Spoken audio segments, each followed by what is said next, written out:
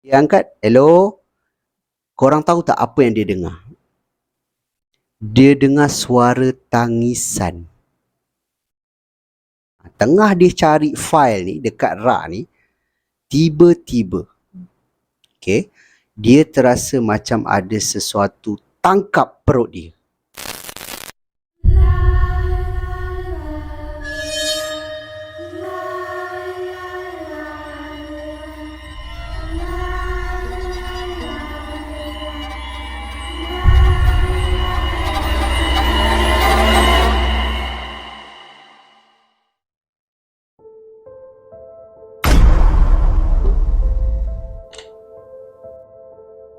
Assalamualaikum dan salam sejahtera.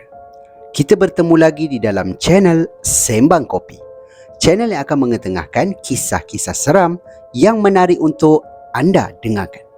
Terima kasih diucapkan kepada anda semua yang dah pun subscribe dan terus menyokong channel aku ni. Yang mana korang semua yang baru je sampai ke Sembang Kopi pun, aku nak ucapkan selamat datang. Aku doakan korang semua yang menonton video ini dipermudahkan segala urusan korang semua dan dimurahkan rezeki yang barokah. Untuk kisah seram kita pada video kali ini, aku akan kongsikan beberapa kisah seram pejabat yang dikirimkan kepada aku dan pada aku menarik untuk kita dengarkan. Di mana jangan terlalu taksub dengan kisah-kisah yang aku ceritakan kat korang ni, kerana kisah-kisah ini hanyalah satu hiburan semata-mata. Jadi jangan buang masa lagi, get your coffee, jom aku story.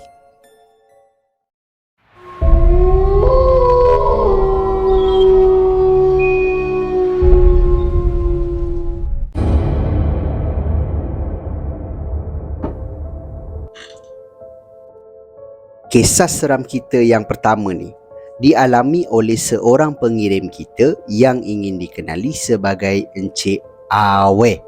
Di mana Encik Awe ni, dia ni berasal daripada Pangkalan Cepa tau di Kelantan. Dan dia nyatakan juga di dalam Telegram, dia ingin berkongsi dua kisah seram yang berlaku di pejabat dia. Yang mana bukan dua-dua berlaku pada dia. Pertama berlaku kepada dia dan kedua berlaku kepada rakan sekerja dia yang bekerja lebih lama lah dekat pejabat tu. Pejabat dia ni macam keras sikit lah, dan dia pula bekerja di satu syarikat insurans tau. Office dia terletak di Selangor. Dekat mana ataupun kawasan, nama kawasan dia tak bagi tahulah. Cuma waktu awal-awal dia masuk kerja, biasalah datang daripada kampung, bukan keluarga yang senang kan, jadi tak banyaklah duit yang dia bawa. Memang untuk beli tiket dia kan, sampai ke KL apa semua, nak cari kerja apa semua. Jadi setiap kali waktu lunch time, dia tak pergi keluar tau. Dia just bawa makanan daripada rumah, dia masak siap-siap, bawa ke office, makan, dan dia tidur dekat office. Itu je yang dia buat, rutin yang dia buat waktu dia mula-mula kerja. Jadi banyaklah orang-orang di pejabat ni macam cakap dengan dia lah, kau hati-hatilah duduk dekat pejabat seorang-seorang, lepas tu tidur kan dekat pejabat. Jangan kata siang kan, malam lagi lah teruk kalau duduk seorang-seorang kat office tu. Sebab office ni macam keras sikit, lagi-lagi dekat kawasan bilik file tau. Bilik file dia pun keras juga, sebab bilik file ni bilik baru, sebelum ni tak ada lagi. Jadi dia renovate, dia jadikan satu bilik, dan bilik tu dijadikan bilik file. Macam tu. Dekat tapak bilik file ni pula ada satu pokok ara. Dululah ada satu pokok ara yang guard banyak nampak macam ada benda bertenggek. Lepas tu macam ada kanak-kanak macam bermain di sekeliling pokok tu waktu malam. Siapa yang main kan?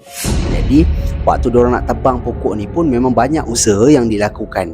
Sebab ada je tau halangan-halangan yang macam susahkanlah urusan dia nak potong pokok ni. Macam ada sesuatu yang cuba menghalang ataupun menghuni di pokok tu.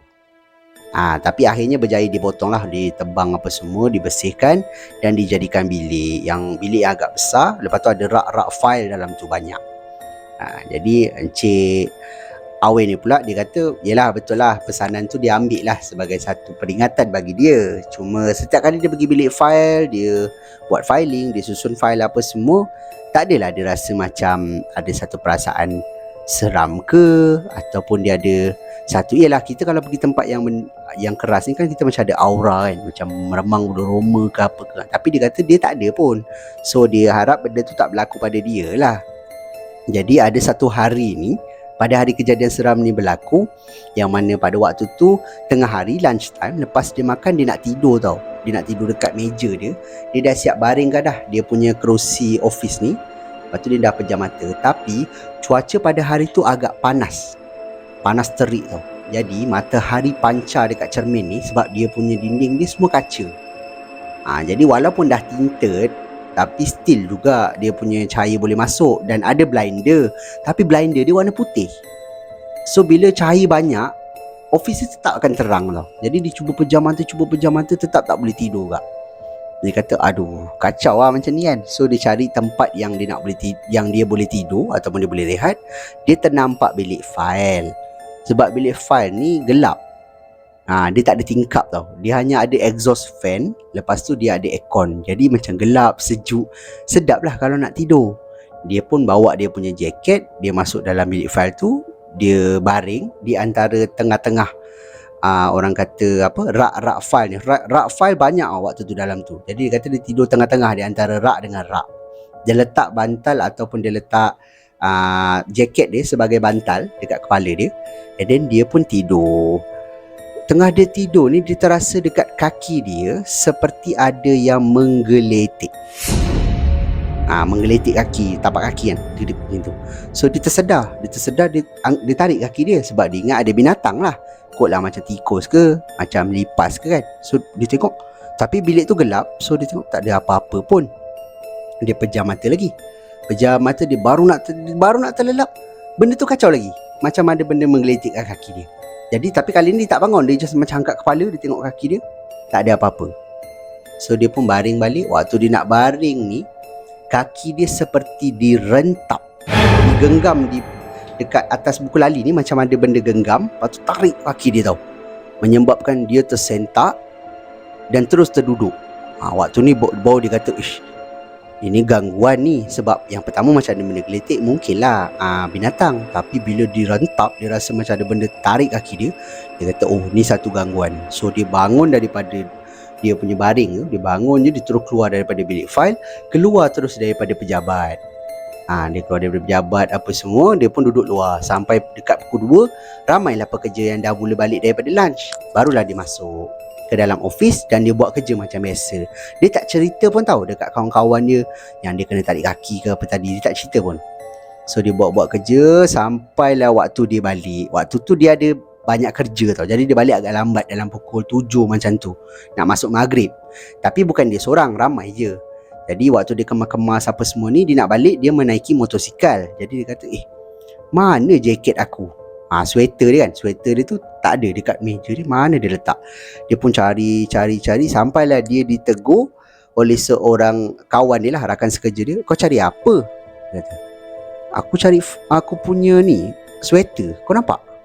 Mana aku nampak? Last tadi kau letak mana? Last tadi aku letak. Baru dia teringat, dia letak dekat bilik fail sebagai bantal kan. Sudah dia kata, dekat bilik fail lah dia kata kan. Nak kena ambil ni sebab aku nak naik motor nak balik ni. Dia kata okey lah, kalau kau balik je tak boleh ke? Esok je lah ambil. Tak apalah, aku pergi ambil lah, dia cakap. Dia pun nak pergi ambil. Dia berjalan pergi kat bilik fail ni. Bilik fail ni lampu waktu tu belum buka lagi tau. Dia pun pergi, dia buka lampu. Lepas tu lampu tu macam klip macam tu. So dia kenapa lampu macam ni? Macam ada gangguan kan. So okey lah, tak apa, dia pun biar je. Dalam perjalanan dia nak pergi dekat rak ni, lampu menyala. Menyala macam biasa. So okey, dia pun pergi dekat dia punya tempat dia baring tadi. Dia nampak lah sweater yang dah bergulung tadi tu. Pun pergi, dia ambil, dia kena membongkok kan. Dia kena macam tunduk sikit ambil. Korang bayangkan dia ternampak file ni ada yang tersusun macam lopong sikit tau. Jadi waktu dia nak ambil tu, dia terperasan daripada anak mata dia. Dia nampak di sebalik rak ni ataupun yang bertentangan dengan dia ni, dia nampak macam ada satu kaki tau. Kaki yang berdiri menghala ke dia, macam menghadap dia lah, tapi dia sebalik rak lah. Jadi bila dia ambil tu, dia tengok je, dia nampak kaki tu. Dia kata gambaran yang dia boleh bagi, kaki tu macam berwarna putih, macam pucat tau. Lepas tu macam koyak-koyak kaki dia, macam kena hiris dengan sesuatu. Dan kuku kaki dia memang teruk lah. Kuku kaki dia panjang, macam tak dijaga. kotor. Jadi bila dia nampak tu dia terkejut. Dia nak bangun tu, bila dia nak bangun ni, dia macam ternampak dekat satu lagi ruang lopong dekat bahagian atas sikit. Bukanlah sampai ke parat kepala, parat tengah-tengah kan. Dia nampak macam ada satu badan tau. Badan yang berwarna putih, macam ada kotor-kotor macam tanah. Memang dia tak tunggu lama lah. Dia ambil, dia ternampak dua tu sekilas pandang je. Dia nampak dia terus lari keluar. Lepas tu dia lari keluar, pergi ke meja dia, dia ambil kunci motor dan dia terus keluar kan. Dia tak cakap dengan sesiapa pun. Sampailah dia balik ke rumah. And then selang beberapa waktu lepas tu baru dia cerita dengan kawan-kawan sekerja dia yang apa yang dia nampak dekat bilik fail tu. Barulah dia percaya.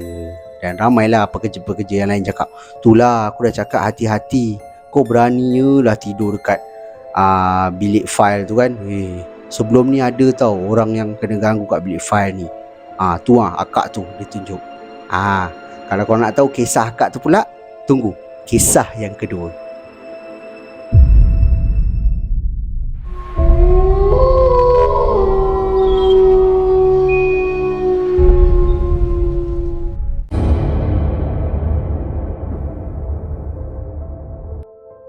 Kisah seram kita yang kedua ni pula diceritakan oleh Awe juga di dalam Telegram, cuma berlaku kepada seorang lagi pekerja yang dia kenali sebagai Kak Leha.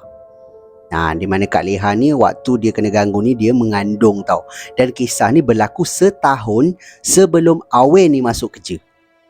Korang bayangkan pada hari kejadian seram ni berlaku, Kak Leha ni waktu ni dia tengah buat macam kerja dia lah, buat kerja dia apa semua, and then yalah mengandung. Korang bayangkan dia mengandung waktu tu 7 bulan. So dah tak larat lah, perut pun dah besar kan. Nak berjalan banyak pun tak boleh, nak angkat berat tak boleh. Jadi apa-apa urusan macam cari fail, hantar fail ke bilik fail, kebanyakannya dia minta tolong rakan-rakan sekerja yang lain. Dan rakan-rakan sekerja yang lain pun faham lah, yelah akak tu mengandung kan, so diorang tolong.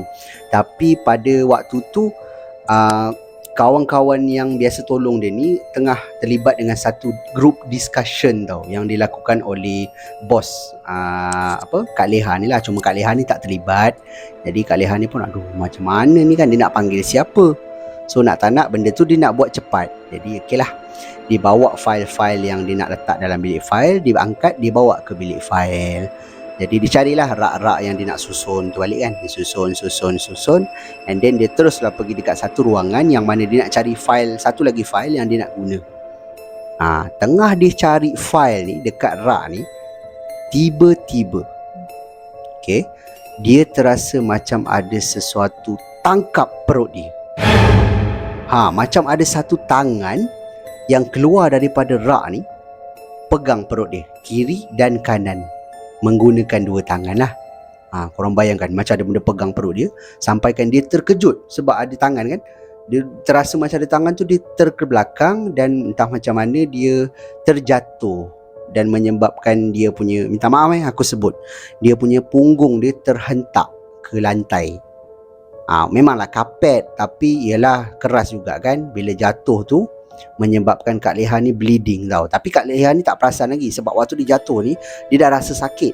Tapi bila dia pandang ke atas, bahagian atas rak ni, dia ternampak ada satu macam, ada sesuatu yang sedang tengok dia, seolah-olah benda tu berada di atas rak. Korang bayangkan, Kak Leha hanya boleh cakap ataupun describe muka dia menyeramkan lah. Macam mana rupa dia teruk tu dia tak bagi tahu, cuma muka yang menyeramkan, tengok ke arah dia dengan mata yang merah. Korang bayangkan. And then Kak Leha ni bila dia nampak je susuk tubuh tu berada di atas rak, dia terus bangun, dia kuatkan diri dia bangun, dia keluar daripada bilik fail ni. Bila dia keluar, kawan-kawan yang ada group discussion tadi agaknya dah habis lah. Jadi semua dah mula berjalan pergi ke arah meja masing-masing. And then ada satu staff yang perasan tau Kak Leha ni berdiri betul-betul depan bilik fail. And then staff ni pun cakap, Kak Leha okey ke? Kenapa Kak Leha ni? Dia cakap macam tu. And then barulah Kak Leha ni perasan yang perut dia sakit sangat. And then dia punya kain dia warna putih tau, merah habis, bleeding dia waktu tu. Dan ramai pekerja-pekerja yang tolong papah dia masuk dalam kereta, dan bos dia sendiri hantar pergi ke hospital. And then adalah urusan lain, suami dia datang apa semua.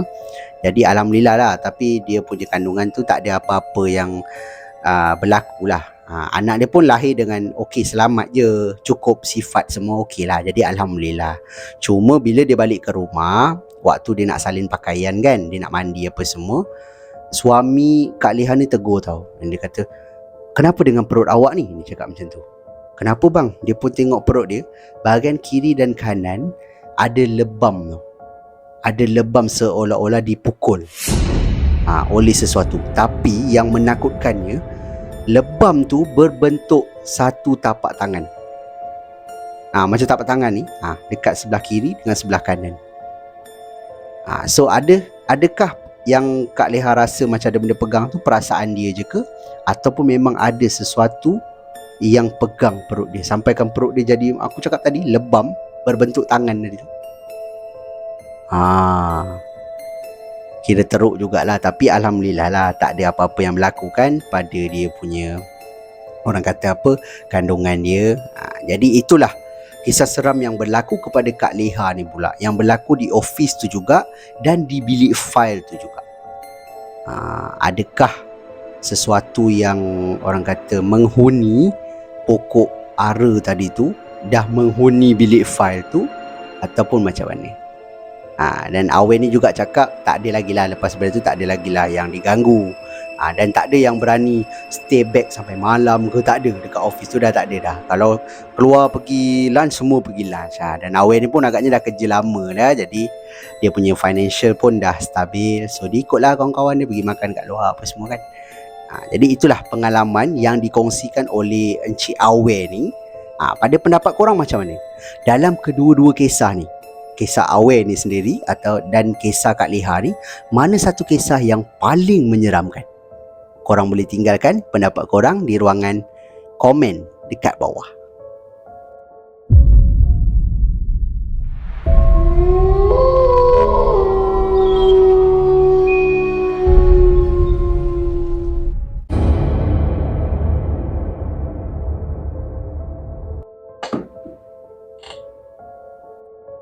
Kisah seram kita yang terakhir ni pula dialami oleh seorang lagi pengirim kita, iaitu Puan Rahimah.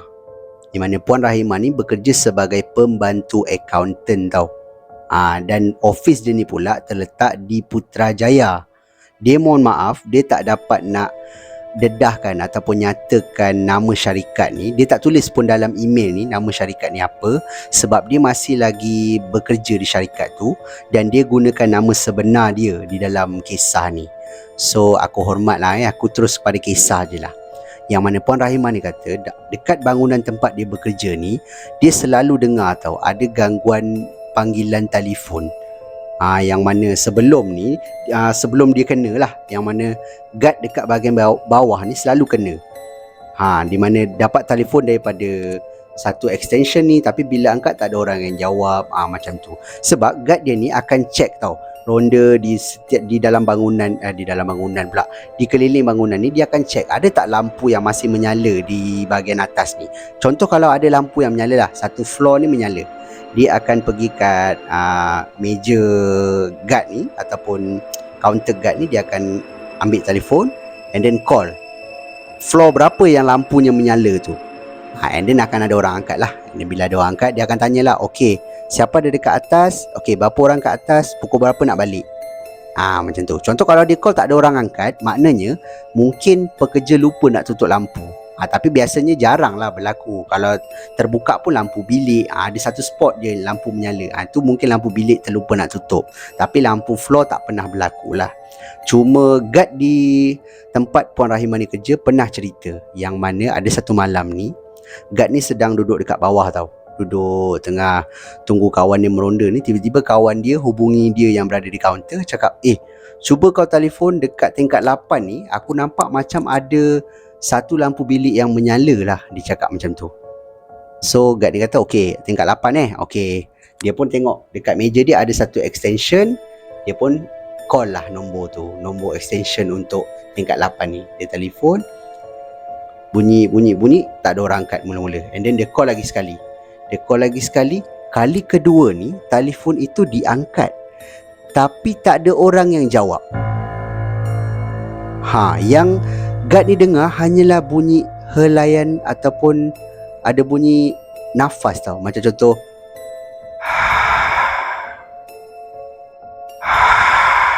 macam tu. So bila guard ni cakap hello, siapa ni, hello, and then talian dimatikan. Guard ni telefon lagi sekali, extension yang sama, diangkat juga, tapi apa yang dia dengar itu je. Macam tu. Menyebabkan guard ni panggil kawan dia seorang lagi ni, yang ronda ni, untuk naik ke tingkat 8 tu untuk check siapa yang ada dekat atas. Mungkin orang tu sakit jantung ke apa, manalah tahu kan, kecemasan dia tak boleh nak bercakap, just mampu macam macam tu contoh kan. So guard ni pun naik ke tingkat 8. Bila dia pergi ke office yang berada ataupun floor di tingkat 8 ni, dia nampak ada satu lampu bilik menyala tau. So dia orang pun berdua pergi ke arah bilik ni. Dia tengok ke dalam bilik, lampu memang menyala, telefon pula telah pun diangkat dan diterbalikkan. Maknanya macam telentang tu letak atas meja. So guard ni rasa macam, oh, aku rasa ada orang ni dekat floor ni, cuba kita check dekat bahagian belakang kan. Check kat bahagian belakang apa semua, memang tak ada orang. So siapa yang angkat telefon tu? Jadi guard decide lah, mungkin ini adalah satu gangguan, bukanlah orang ke apa, ini ada satu gangguan. So diorang letak balik telefon di tempat yang betul, diorang tutup lampu bilik tu, dan diorang turun ke bawah. Dan gangguan tu bukan berlaku sekali tu je. Selepas daripada tu pun kena lagi. Tapi guard ni dah macam tak layan lah, tak tahulah ini gangguan kan, bukannya orang ke apa. Dan bila Puan Rahimah ni dapat tahu, Puan Rahimah ni dia tak tahu tingkat berapa, cuma dia tahu blok mana yang kena tu. Maknanya blok dia ni kena, tapi dia tak tahu tingkat berapa. Kebetulan Puan Rahimah ni pula kerja di tingkat 8, di floor tingkat 8 ni. Ada satu malam, waktu ni Puan Rahimah ni kena sendiri tau. Yang mana bila Puan Rahimah ni step back lah, dia terpaksa step back lambat sikit, sebab dia lah penolong accountant, mungkin ada kerja yang dia nak kena siapkan. Dia terpaksa lah drag sikit. Dia habis kerja dalam pukul 6 macam tu, jadi dia target dalam sampai pukul 8.30 macam tu, boleh kot. And then dia pun telefon lah dia punya, orang kata macam orang yang dekat office ni lah, budak yang selalu balik lambat ni. Dia cakap boleh tak teman sampai pukul 8.30, tapi budak ni kata tak boleh. Sebab budak ni ada hal lain lah, ada hal keluarga. So dia kata tak nak, dia just stay back seorang je lah. Lagipun guard ada kat bawah, so dia tak risau. Dia pun stay back lah. Tengah dia buat kerja ni, dalam pukul 7 lebih, Puan Rahimah cakap dia dapat satu panggilan dekat telefon dia. Bukan telefon personal, telefon office yang atas meja ni. Dia pun tengok dekat skrin telefon ni, dia nampak ada nombor guard dekat bawah. So Puan Rahimah ni angkat, and then dia cakap lah, hello.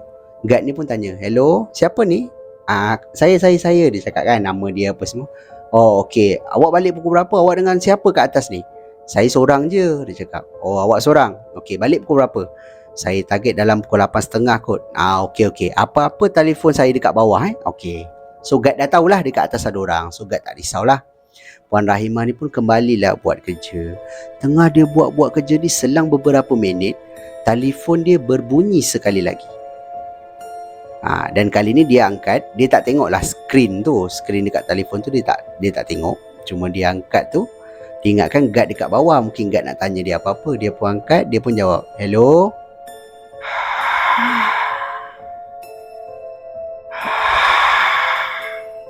Bila Puan Rahimah ni dengar macam tu, Puan Rahimah ni kata, hello, siapa ni yang main-main? Dia cakap macam tu. Puan Rahimah ni terus letak balik. Dalam masa yang sama, Puan Rahimah ni macam dah rasa macam berderau tahu darah dia. Siapa pula yang telefon ni kan, lepas tu buat bunyi macam tu pula. Dah lah nak balik lah, dia cakap macam tu. Dia tengah kemas-kemas, telefon tu berbunyi sekali lagi. Apabila dia tengok dekat skrin tu, extension yang telefon ataupun yang call nombor handphone dekat meja dia ni adalah nombor extension bilik pegawai dia. Sedangkan pegawai dia dah balik pada waktu tu. So dia cakap, mana ada orang dekat bilik tu? Bilik pegawai dia dah gelap. So dia kata, macam mana nombor ni boleh telefon kan? Ke masalah teknikal ke? okey lah, tak apalah. Dia pun angkat. Dia kot-kot lah guard dekat bawah. Dia pun angkat lah. Dia angkat, hello. Korang tahu tak apa yang dia dengar? Dia dengar suara tangisan. Suara tangisan. Contoh macam hello.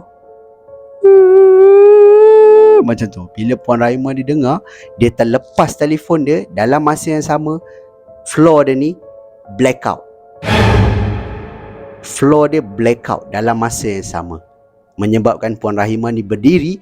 Dia nak lari lah, tapi bila dah blackout, mata kita kan macam dah tak nampak apa-apa. Gelap kan. Sebab daripada terang tiba-tiba gelap, dia akan nampak macam gelap, tak nampak apa-apa kan. So Puan Rahimah ni perlukan beberapa second untuk mata dia biasa dengan keadaan gelap tu, dan nampaklah jalan untuk dia keluar. Bila mata Puan Rahimah dah mula macam sesuai je dengan kegelapan ni, dia nampak je jalan untuk dia keluar. Dia nampak juga ada satu susuk tubuh yang berdiri betul-betul di depan pintu bilik pegawai dia. Depan pintu bilik pegawai dia. Macam mana rupa muka Puan Rahimah tak nampak. Cuma Puan Rahimah kata nampak macam satu susuk tubuh badan yang seakan bayangan hitam tinggi berdiri betul-betul di hadapan pintu pegawai dia. Menyebabkan Puan Rahimah ni lari terus keluar ke pintu. Sambil dia berlari tu, dia menjerit-jerit lah, confirm lah kan, dia takut. Dia berlari terus keluar, turun ke bawah, jumpa dengan guard dekat bawah. And then dia cakap lah dengan guard ni yang dia kena ganggu apa semua. And then guard ni kata, okay, awak duduk tingkat berapa? Saya tingkat 8. Oh, patutlah. Guard ni pun pernah kena kan dekat tingkat 8. Ada telefon bunyi apa semua. So ada guard 2 orang kat bawah ni, lelaki. Teman dia naik atas untuk ambil barang-barang dia. Sebab barang-barang dia masih dekat atas. Handphone ke, kunci kereta, bag, apa semua masih kat atas. So Puan Rahimah naik. And then guard ni cuba juga tengok dekat kotak macam current tu kan. Tapi dia tak pandai lah. Dia bukan technician, dia security guard je. So guard ni bawa lampu suluh, dua-dua masuk teman Puan Rahimah ni untuk ambil barang. Tapi dalam masa yang sama, Puan Rahimah kata Puan Rahimah tahu, Puan Rahimah dengan 2 orang guard ni dua-dua dalam keadaan macam bersiap siaga. Kalau nampak apa-apa memang rasanya guard tu pun lari lah. Jadi dia cepat-cepat kemas. Dia kata apa yang dia tak nampak tu dia just tinggal je lah. Yang penting handphone, benda-benda yang penting, handphone, handbag dia apa semua dia dah bawa lah. So dia pun ikut guard ni turun ke bawah dan balik. Selepas daripada tu tak ada lagi gangguan yang berlaku kepada Puan Rahimah ni. Sebab Puan Rahimah dah tak adalah kerja sampai lewat malam ke apa, dah tak ada lagi. Kalau ada kerja-kerja yang dia terpaksa siapkan dalam masa yang cepat pun, ataupun dia nak kena drag masa kerja dia pun, dia akan cari teman, sekurang-kurangnya seorang untuk teman dia dekat atas. Tak kisahlah siapa-siapa yang kerja dengan, maknanya rakan-rakan sekerja dia lah, mesti ada yang teman dia. Kalau dia seorang-seorang kat office sampai pukul 8 dia semua dah tak ada dah. Dia takkan buat lagi lah sebab dia dah kena gangguan sekali tu. Dan itulah pengalaman yang dikirimkan oleh pengirim kita ni, iaitu Puan Rahimah. So pada pendapat korang macam mana? Kisah Puan Rahimah ini seram ataupun tidak? Korang boleh tinggalkan pendapat korang di ruangan komen dekat bawah. Jadi itu sajalah kisah seram kita untuk video kita pada kali ini. So pada pendapat korang macam mana? Dalam banyak-banyak kisah yang aku storykan kat korang ni, mana satu kisah yang paling menyeramkan? Korang boleh tinggalkan pendapat korang di ruangan komen dekat bawah. Dan yang mana korang semua yang ada kisah-kisah seram yang korang sudi berkongsi dengan aku, korang bolehlah kirimkan ke alamat email Sembang Kopi ataupun Telegram Sembang Kopi, di mana alamat email dan juga link Telegram aku dah tinggalkan siap-siap di ruangan description dekat bawah. Dan di kesempatan ni, terima kasih diucapkan kepada korang semua yang sudi memilih Sembang Kopi sebagai salah satu platform untuk korang dengarkan kisah-kisah seram. Dan yang mana tengok video aku daripada mula sampailah ke hujung ni pun, aku nak ucapkan terima kasih banyak-banyak. Ini salah satu cara korang tunjukkan support korang kepada aku untuk aku terus buat video dan menyajikan kisah-kisah seram yang menarik untuk korang dengarkan. Akhir kata daripada aku, kalau korang suka dengan cara penyampaian aku, korang suka dengan kisah-kisah seram yang aku storykan kat korang, aku hargai sangat-sangat kalau korang boleh bantu aku, bantu channel aku dengan tekan butang like, butang subscribe dan juga butang loceng supaya korang takkan terlepas apa-apa video yang aku akan update lagi lepas ni. Itu saja daripada aku. Kita jumpa lagi di video yang akan datang. Assalamualaikum. See ya.